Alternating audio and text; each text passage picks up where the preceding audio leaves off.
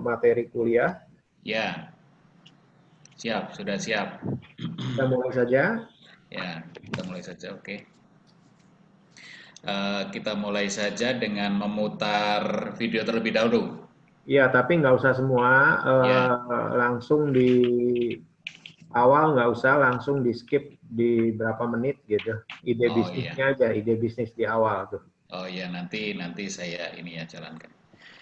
Ya baik, selamat pagi, assalamualaikum warahmatullahi wabarakatuh. Kita mulai saja Waalaikumsalam hari ini warahmatullahi perkuliahan wabarakatuh. kita. Ya, diawali dengan memutar video dari teman kita yang sudah masuk kelompok Yusril, Denny dan Rizka. Ya, saya share dulu videonya. Ya, silakan diperhatikan. Assalamualaikum warahmatullahi wabarakatuh. Perkenalkan kami kelompok dari kelas IWT sebuah proyek bisnis teknoprener jurusan 3. Silakan handicraft limbah sampah. Handicraft sendiri adalah sebuah kerajinan yang terbuat dari Ya, Pak, ini handicraft limbah sampah. Skip, Pak. Ya, Terus, apa itu handicraft? nggak usah, Pak. Terus, Pak. ini, Terus. Upaya begitu banyak. Nova, kalau bentar.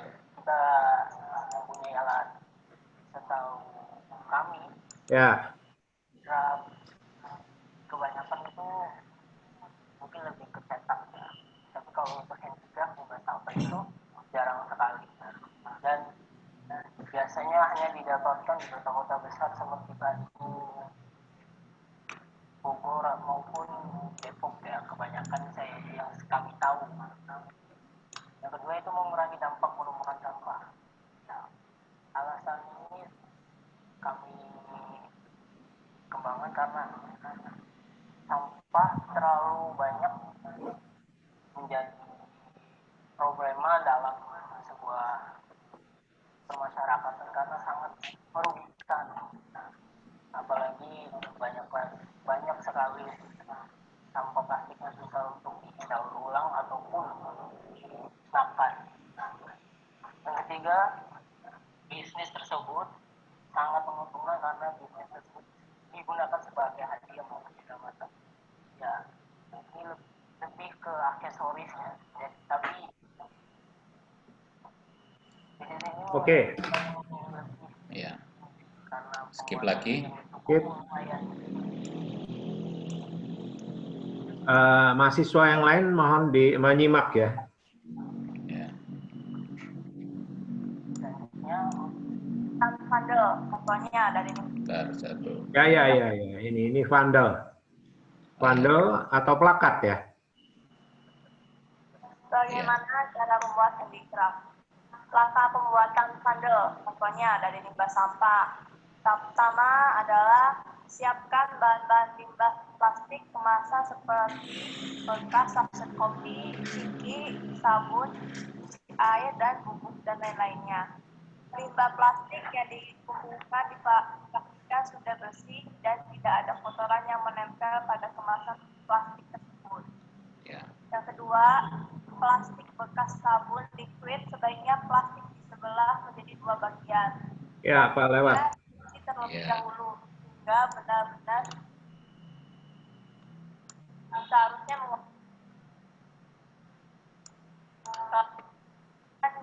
Ini tahap 1 ya. cetakan terbuat dari Tahap 1 ya. Cara pembuatan. Terus Ya, agak jauh, Pak. agak jauh ya. Iya, soalnya sampai warna yang kita campurkan dalam air. Nah, ini tahap 2, tahap 3. Selanjutnya beri katalis secukupnya.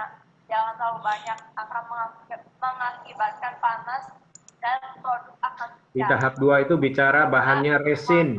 adonan yang sudah di-mix tersebut ke dalam cetakan yang sudah kita siapkan. resin Contohnya cipuk. seperti cetakan dari silikon luber. secara perlahan-lahan sesuai ketebalan yang sudah ditentukan. Tunggu hingga kurang lebih 30 menit. Selanjutnya Nah, ada tahap 4. Ini saudara Denny menjelaskan mengenai tahap keempat. Satu, finishing daripada vandel atau plakat. Lanjut, Pak. Skip. adonan tersebut. Dua, Agak jauh, Pak. tempelkan ke bagian Ya, Tahap 5. kita inginkan. Tunggu ya, lewat lagi, Pak. Ya. kurang lebih 30 Agak jauh, Pak. dua, Menuju akhir, Pak. Terus. dua, nyalakan mesin Ya. Nah, ada tahap 6 lagi. Terus. Ya, hop. untuk pembuatan Ya, ini alat dan bahan. Ini saudara Yusril yang menyampaikan. Ya. Saudara ini bahan-bahan alat. Ya, terus lanjut. Ya.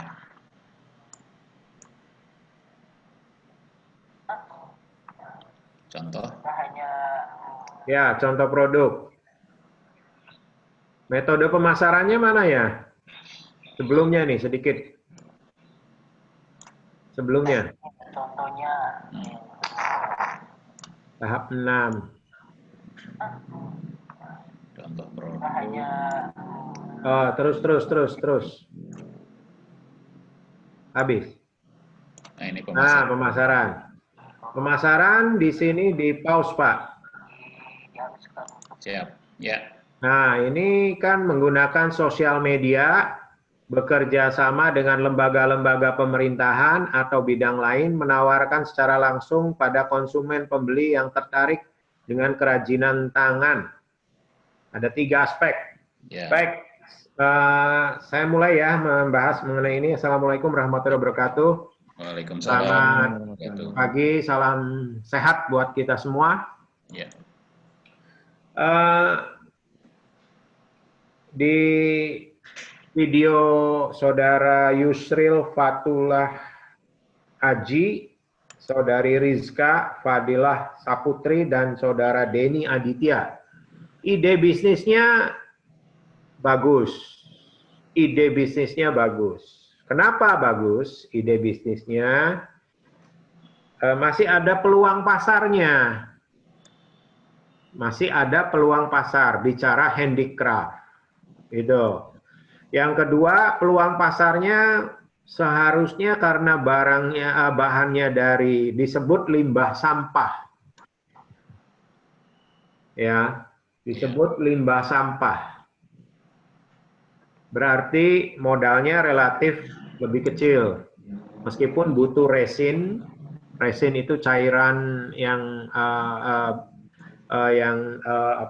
untuk membentuk handicraftnya sendiri. Kemudian juga proses pembuatannya relatif cukup mudah prosesnya. Jadi tidak itu poin ketiga. Poin keempat, resikonya kecil karena tidak usang dengan artinya kadaluarsa, gitu kan? Ya. Kemudian kalau makanan ada kadaluarsanya, harus kejar-kejaran waktu, ya. Itu kelebihannya. Dan kebutuhan masih terbuka. Ya, oke, itu. Ya. Nah, namun kalau kita bahas videonya, sekali lagi idenya bagus, peluang bisnisnya masih ada. Nah, yang perlu dicermati untuk saudara Yusril dan kawan-kawan, ini ide bisnisnya kan teknopreneur, ya. Kemudian jenis produknya handicraft. Kalau handicraft itu pasarnya untuk siapa? Nah, ini kita bicara pasarnya. Kalau ide bisnisnya itu bagus, tetapi akhirnya nggak bisa jualan, bagaimana? Di end of marketing, matinya sebuah pemasaran. Ya, saudara semua menyimak? Ide bisnisnya cukup bagus, Tetapi yang saya tanya, handicraft, itu pemasarannya untuk mana? Nah, ini yang Saudara Yusril dan kawan-kawan ini harus lebih fokus di pemasarannya, pasarnya sendiri terlebih dahulu. Nanti proses pemasarannya saya akan bahas juga. Pasarnya handicraft harusnya lebih luas. Handicraft, kenang-kenangan. Kalau saya mau ngasih ulang tahunnya Pak Sudadi, saya bisa pesan misalnya. Ya kan? Ada nggak kenang-kenangan? Oh, bahannya dari resin Pak, sama limbah sampah. Waduh, saya kaget juga. Kalau ini simulasi ya. Kok sampah bersih nggak? Waduh, apalagi pandemi begini. Nah, isu itu yang berikutnya, jangan diangkat soal kata terminologi sampahnya. Jadi bisa saja dengan metode daur ulang. Ya, kalau kata sampahnya muncul, konotasinya dari konsumen itu macam-macam. Ada yang masa bodoh, ada yang nggak apa-apa deh, tapi ada yang nggak mau deh. Nah, jangan dalam membuat bisnis, jangan memberi peluang kepada masyarakat memiliki opini liar yang negatif terhadap bisnis atau produk kita. Nah, ini yang Saudara Yusril dan kawan-kawan harus mencermati ini dalam membuat kerangka bisnis. Berpikirlah jangan membuat celah untuk diserang, membuat opini liar. Jadi betul nggak masalah karena Anda mencuci dulu tadi prosesnya, ya kan? Mencuci itu bagaimana mencucinya? Kalau Anda misalnya, maaf kata, pengertian kata sampah, wah, ada orang mengkategorikan cukup menjijikan. Ada orang masa bodoh. Nah, ini hati-hati. Jadi daripada menyebarkan opini, berdebat di masyarakat, membuat debat di masyarakat, dan membuat kita justru harus mendorong masyarakat untuk tertarik dengan produk itu, bisnis itu. Ya, jangan gunakan terminologi itu, ya kan? Apakah daur ulang? Nah, kemudian ya, handicraft ini pasarnya harusnya lebih luas. Tetapi kalau lihat proposal Anda, video tersebut, Anda akan sempit dapat pasarnya karena produk yang dari resin dan daur ulang tersebut cuma munculkan satu contoh, yaitu vandel atau plakat. Plakat itu betul bisa jadi handicraft, tapi kurang tepat terminologi daripada kategori handicraft. Kalau vandel itu adalah satu produk, istilahnya plakat. Coba konsumennya, apakah Anda mau ngasih kenang-kenangan atau hadiah yang tadi souvenir untuk pacar Anda atau teman Anda pakainya vandel? Is it possible? Is it reliable? Nggak mungkin kan situasi zaman sekarang. Betul nggak? Nah, kalau seperti yang Anda buat, Anda akan terganggu dengan pasarnya sendiri, yaitu Anda terbatas pasar plakat itu, yaitu makanya Anda di proses pemasarannya yang di pause tadi, coba Pak Dadi. Ya. Pak. Ya, siap, sebentar. Yang itu Anda ke pemerintahan, ke perusahaan paling enggak. Dan biasanya kalau kayak gini, perusahaannya tidak perusahaan multinasional. Coba menggunakan sosial media, bekerja sama dengan lembaga-lembaga pemerintahan atau dalam bidang lain. Jadi korporasi pasarnya Anda. Kalau pasarnya korporasi itu perusahaan-perusahaan, baik pemerintah maupun swasta, calon konsumen Anda berarti lebih terbatas dibanding dengan pasar handicraft. Nah, kelemahannya berarti ide atas produk dari bisnis utama handicraft ini masih kurang. Menawarkan secara langsung kepada konsumen pembeli yang tertarik, ya sedikit tertariknya karena plakat. Ya, jadi uraikan jenis produknya, enggak bisa bahan resinnya dan limbah bekas saset kopi dan lain-lain yang digunting-gunting seperti itu. Ya kan? Uraikan produknya, jenisnya selain vandel, plakat, apalagi yang menarik. Justru munculkan outputnya. Kalau prosesnya boleh saja, tapi tidak menjadi satu fokus utama proses itu. Justru outputnya apa yang mau dijual. Nah ini bisnis proposal itu seperti itu, jelas. Ya, jadi outputnya kurang. Nah kemudian dari segi output produknya jenisnya kurang. Kemudian dari segi kreativitas atas produk yang akan dimunculkan. Kalau saset kopi, saset sabun, dan lain sebagainya, itu memang betul seperti tadi contoh, diguntingin, wis tuangin resin. Saya tanya, everyone can do it? Bisa kan? Semua orang bisa lakukan kan? Betul? Ya. Nah, karena tidak ada variasi produk dari segi kreativitas, bagaimana dari limbah saset-saset itu, apakah tiba-tiba ada satu pengelompokan bentuk, jadi satu bentuk produk di resin kotak dibagi menjadi 3 warna, tapi pewarnaannya itu muncul dari saset-saset, jadi nggak asal taruh guntingan sasetnya produk terus tuang resin. Mungkin dikelompokkan dalam bentuk hati, apakah ada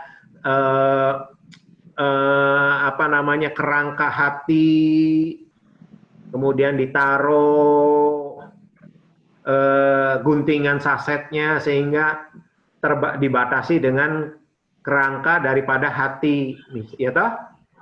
Paham maksudnya? Ya. Apakah pakai lidi atau pakai apa, atau sehingga bentuk hati terus taruh di situ. Kalau asal pruk itu, wah itu random, really random, acak. Ya, jangan sampai acak jadi acak kadul.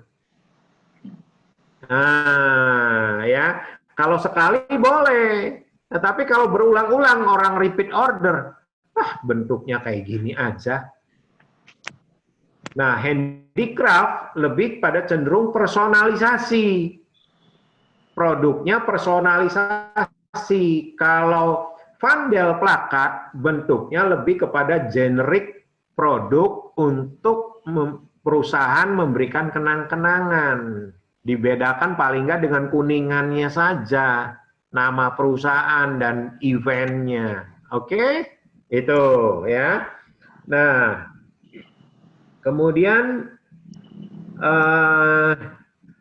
teknoprenernya nggak dapet, belum dapet, karena baru di sosial media. Nah, ini Anda buat lagi tambahan ide pemikiran pemasaran untuk dengan teknologi IT-nya, dengan apa itu mesti lebih dijabarkan. Jadi harus jelas, tidak narasinya secara umum, ya nanti pakai IG. Ya IG-nya apa? Namanya apa? Hashtag-nya namanya apa? Ya kan? Link page IG-nya apa? Di Facebook bagaimana? Di whatever. Namanya apa? Nanti ini dijabarkan detail itu. Jadi nggak bisa, nah ini udah bagus, tapi saya ingin mempertajam supaya tidak bicaranya terlalu general. Kurang menarik video proposal Anda jika hanya bicara pemasarannya yang tadi, 3 aspek selesai. Terus bagaimana?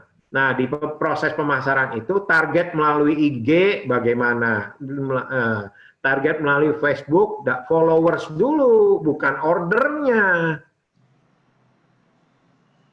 Ya kan, tahapannya. Ya kan? That's the business. Kita mesti detail, kita mesti tajam.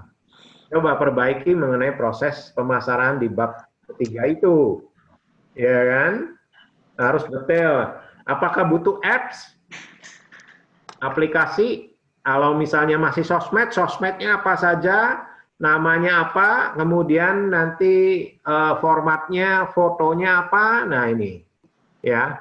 Nah, kemudian di dalam presentasi kualitas video, itu setiap tahap, ini terlalu banyak Anda membaca mengenai prosesnya tahap 1 sampai tahap akhir. Dan itu narasinya pakai texting, Anda baca.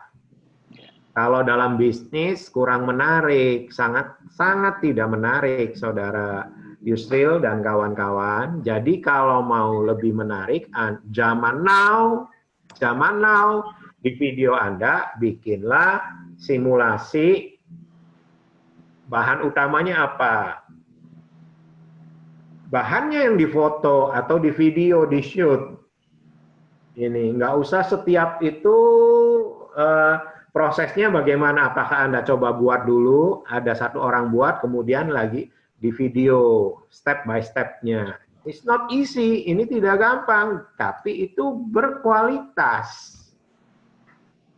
Atau bikin ilustrasi, animasi. Bisa saja, tapi kalau Anda baca texting, it's boring. Ya, oke, ya, jadi kayak bahan alat nggak perlu dibacakan.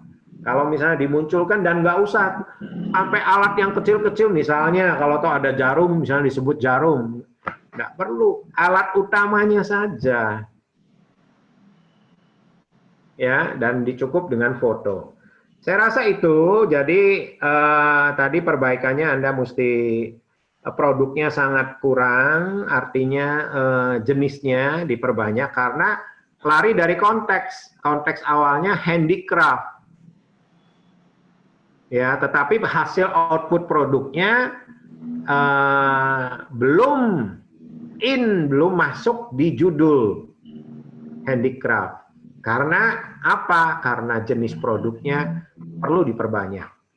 Ya, itu saja biar cepat. Ada pertanyaan? Ya. Silakan, barangkali ada pertanyaan.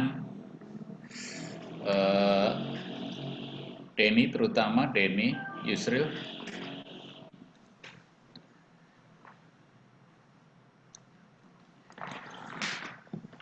Ya, belum. Denny, ada pertanyaan, Denny? Denny, Yusril, Rizky. Ya, kalau nggak ada mungkin nanti. Pak, saya Gitu mau ya. bertanya. Oh iya, ya Yusril, silahkan. Tentang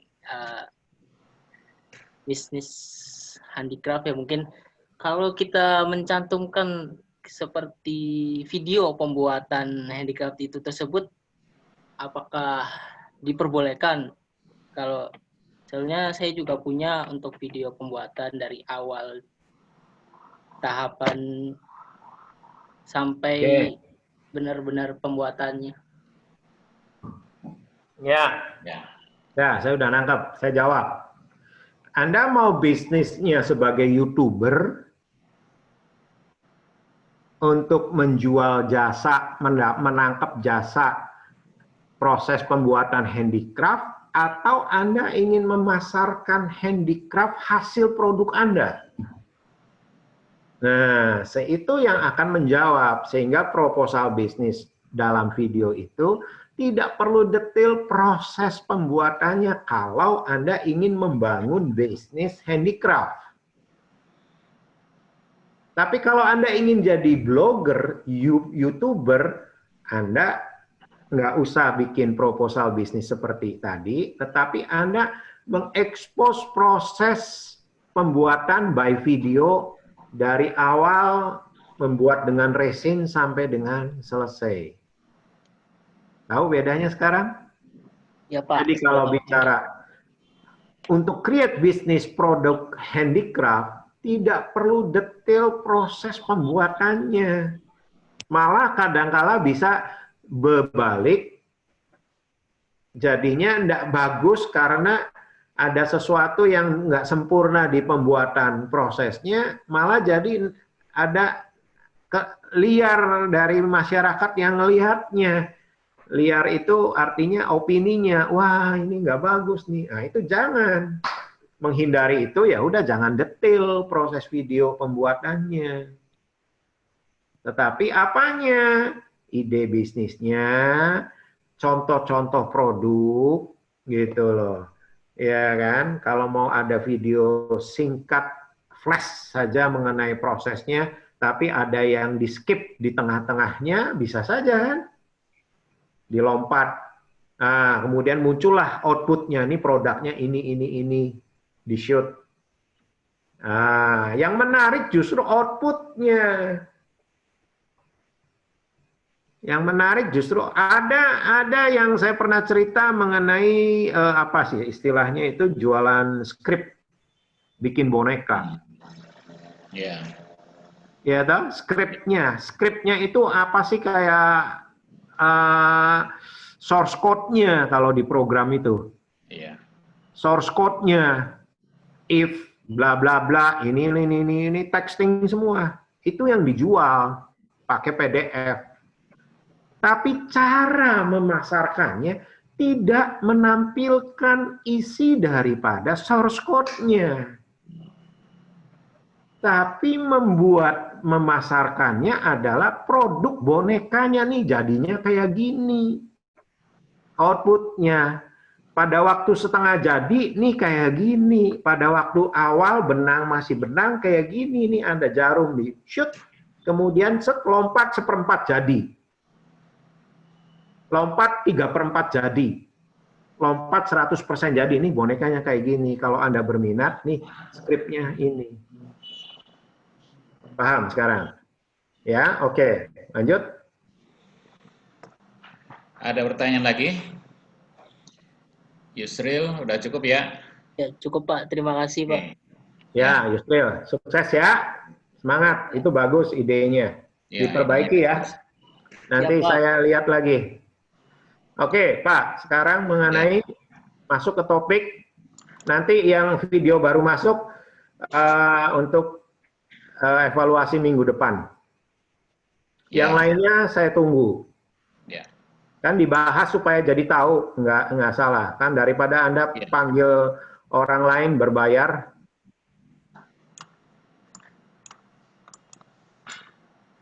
Oke. Oke, secara singkat ini mengenai bisnis retail. Ya, bisnis retail ini sudah ada materinya, PowerPoint dan videonya. Saya tidak akan bahas semua dari awal bisnis retail. Coba halaman berikutnya Pak Sudadi. Ya, ini pengertian retail, bisnis retail eceran. Terus lanjut Pak. Fungsi retail, terus Pak. Batasan toko. Pertanyaan saya sekarang, apakah memang diperlukan bisnis retail zaman now, Pak? Nah, itu. Itu kan? Sudah, iya. Arahnya sudah ke digital. Retailnya tuh retail ke digital gitu ya, Pak ya. Nah, kalau bisnis retailnya tetap diperlukan jawabannya. Bisnis retailnya tetap diperlukan, tetapi metodenya sudah ada pergeseran, terjadi shifting, terjadi perubahan. Yang dulunya toko modern, yang disenangi ada minimarket, supermarket, hypermarket. Hypermarket bicaranya mengenai luasan perbedaannya, department store, perkulakan, distributor, kayak sekarang. Kalau di Jalan Pemuda itu ada supermarket perkulakan, Lotte Mart. Ya. Misalnya seperti itu, ya saya sebut contoh saja. Tetapi semuanya itu retail bisnisnya tetap diperlukan, hanya terjadi pergeseran sekarang ini bahwa dengan retail digital era atau 4.0, sehingga harus terjadi prosesnya tetap ada, karena belum di Indonesia ini toko ini harus benar-benar dihilangkan, itu belum bisa. Tokonya tetap ada, tetapi juga ditambah dengan metode proses bisnisnya dengan digital, yaitu prosumer. Produsen dan konsumen mempunyai berbagi tugas dengan platform, yaitu aplikasi. Tapi banyak kali sekarang yang sifatnya mendadak pandemi begini, kemarin kan begitu pandemi, Maret, supermarket di Cirebon nggak siap dengan aplikasi. Akhirnya mereka bikin brosur melalui IG, melalui sosmed, dengan mencantumkan nomor WA dengan sistem delivery. Ya kan? Yeah. Nah, awalnya berdarah-darah. Berat sekali. Tetapi cepat tertutup karena memang masyarakatnya no way, no others way. Kalau pakai aplikasi yang nasional, yang sudah existing, yang ada, masa beli dari Jakarta? Butuh waktu. Kirim dari mana, gitu kan? Yeah. Nah, sebab itu ya udah, yang rumah-rumah di Cirebon, ya akhirnya pakai WA tersebut. Tetapi itu pun tidak bisa tahan lama. Akhirnya, ya saya ketemu dengan pengusaha pemilik dari supermarket yang besar di Cirebon, bagaimana omsetnya menurun jauh. Karena nggak siap.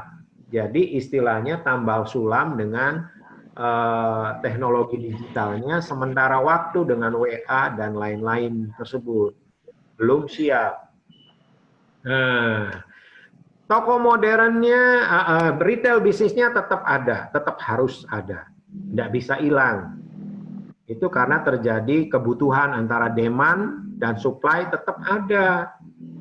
Ya, tetapi Anda nanti pelajari. Skip, Pak. Ya.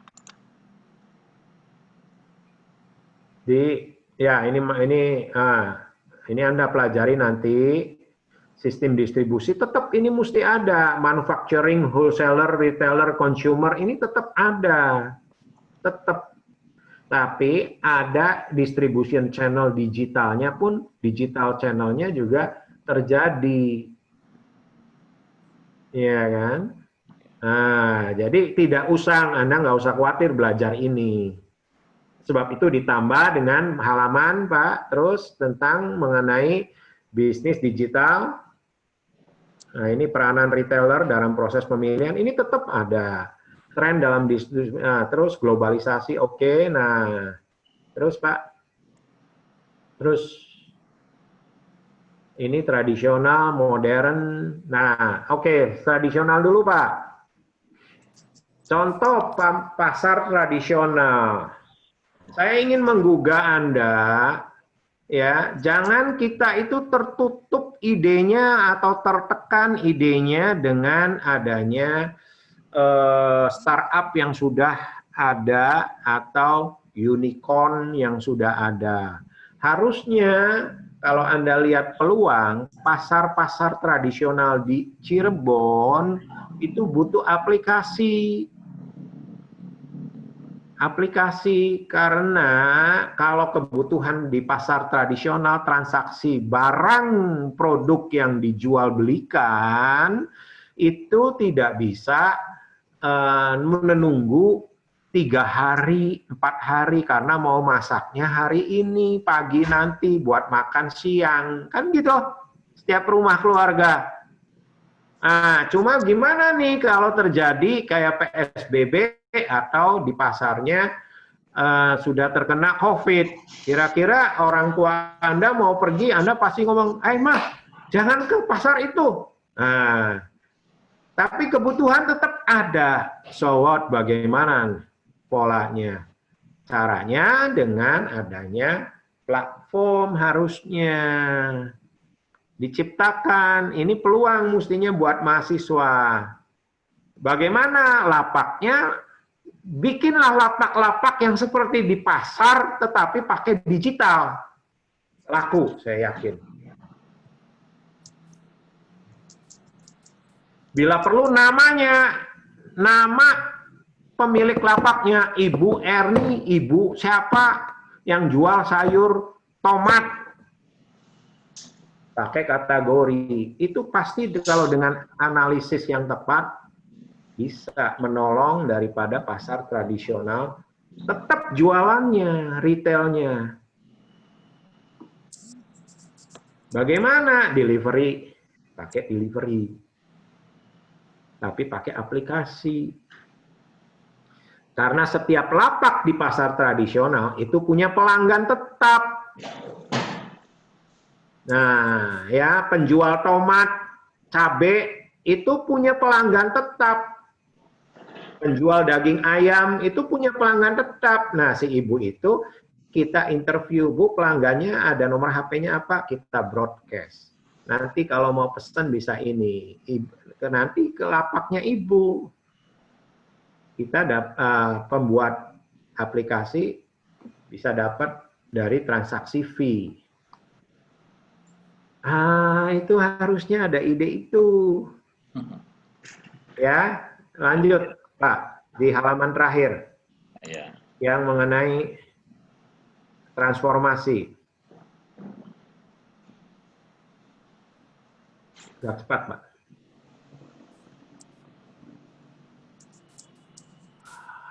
Oke, sebelumnya yang prosumer, ya. Nah, ini yang saya maksud tadi, prosumer ini. Ya, produsen. Ya, bagaimana nih pasar tradisional? Pak, kan itu sayur mayur. Iya, nggak apa-apa. Jadi aplikasi platformnya itu nanti bisa jadi namanya lapaknya itu sayur jenis apa, daging ayam, daging sapi. Kemudian apalagi, lihat di pasarnya, pembagian lapaknya kayak apa. Buat aja seperti itu, tapi di format digital. Hubungi daripada yang di pasar tradisionalnya itu, namanya siapa, dan seterusnya. Just we try the business. Ya, nah konsumernya tinggal diekspos. Ya, selain dari pelanggan mereka masing-masing. Lanjut, Pak. Ya, nah bisnis retailnya harus jadi retail digital, retail 4.0. Yaitu bikinlah aplikasi tadi. Kalau supermarket ditawarkan, datanglah ke sana, ke supermarket atau yang ada di Cirebon. Kalau minimarket, beratnya mereka cabang. Kebijakannya dari pusat. Tapi kalau lokal supermarket, memungkinkan. Ya, tapi nggak ada salahnya tawarin ke minimarket. Mau nggak? Karena itu franchise sifatnya. Mau nggak nih bikin aplikasi? Untuk orang-orang komunitas perumahan. Ya kan?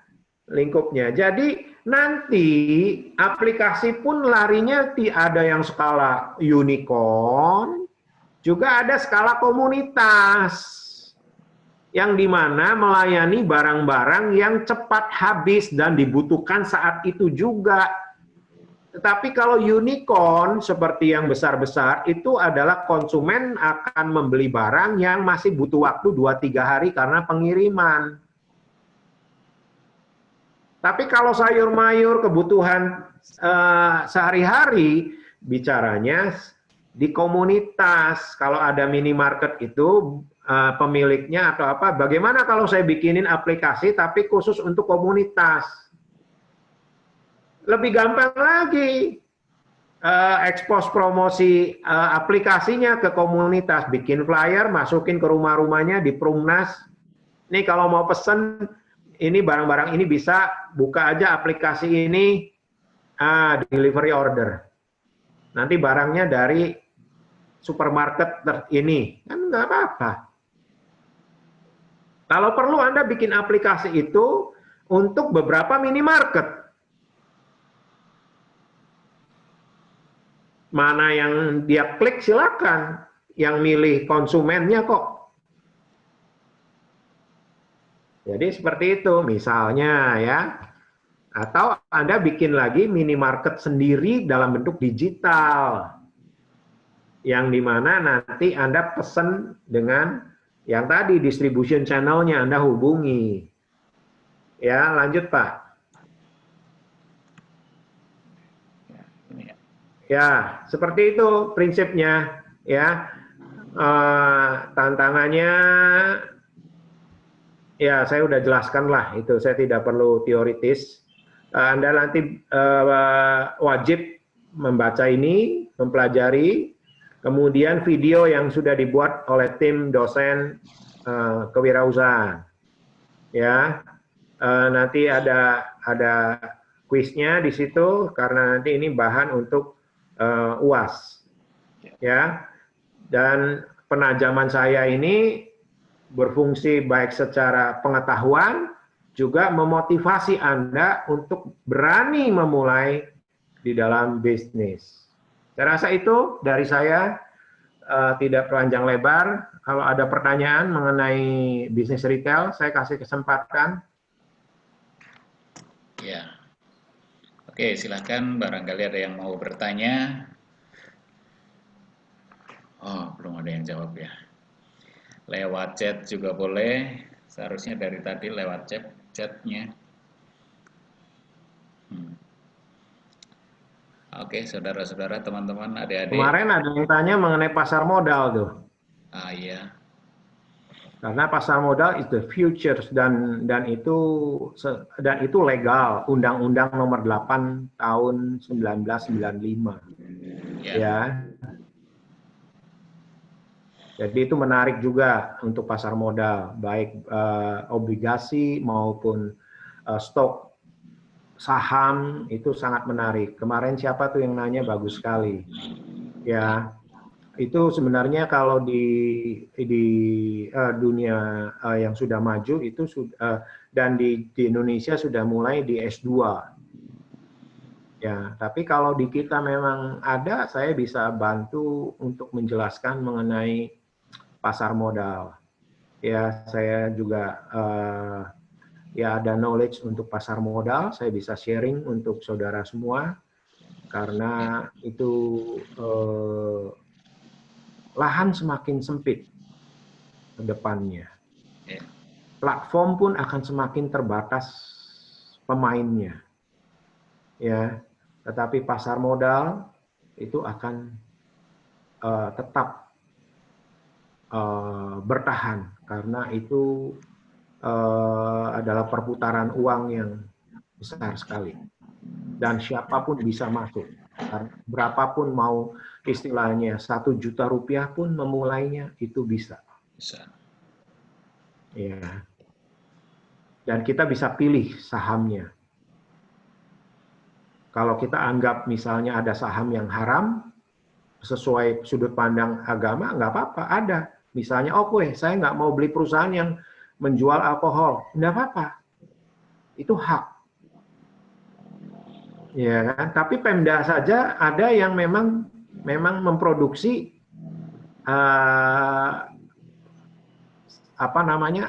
perusahaan publik yang sekarang jadi perusahaan publik yang memang menjual bir contohnya. Tapi kalau pemahaman saudara dan keluarga itu nggak apa-apa, jangan beli itu. Tapi jangan digeneratkan, jangan disamakan semua perusahaan yang positif dijadikan negatif.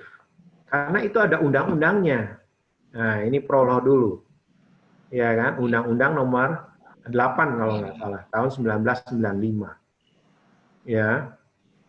Jadi itu ya, mengawali. Jadi silahkan nanti itu menjadi bahan ya. Kalau saya berharap misalnya di kampus kita punya outlet pasar modal sebagai simulasi, bagus juga. Oke, saya rasa itu. Terima kasih. Wassalamualaikum warahmatullahi wabarakatuh. Salam sehat buat kita semua. Ya. Waalaikumsalam warahmatullahi wabarakatuh. Terima kasih Bapak Dr. Chandra. Bagi mahasiswa KWU 3, ini tadi sudah ada... Live ya? Ya, oke. Ya, terima kasih Pak. Sebentar. Jadi teman-teman, ini tadi ada contoh yang sudah dibahas. Mungkin yang sudah mulai membuat atau yang masih bisa diperbaiki, silahkan diperbaiki. Dan sudah ada batas waktunya ya, saya rasa itu ya. Untuk video presentasi Anda ya. Udah mulai belajar, saya rasa banyak model-model presentasi yang ada. Oke ya, saya rasa begitu hari ini. Terima kasih atas perhatiannya. Sampai jumpa minggu depan. Insya Allah kita semua sudah siap dengan video-video yang sudah dibuat. Terima kasih. Assalamualaikum warahmatullahi wabarakatuh. Salam sehat untuk semuanya, untuk keluarga.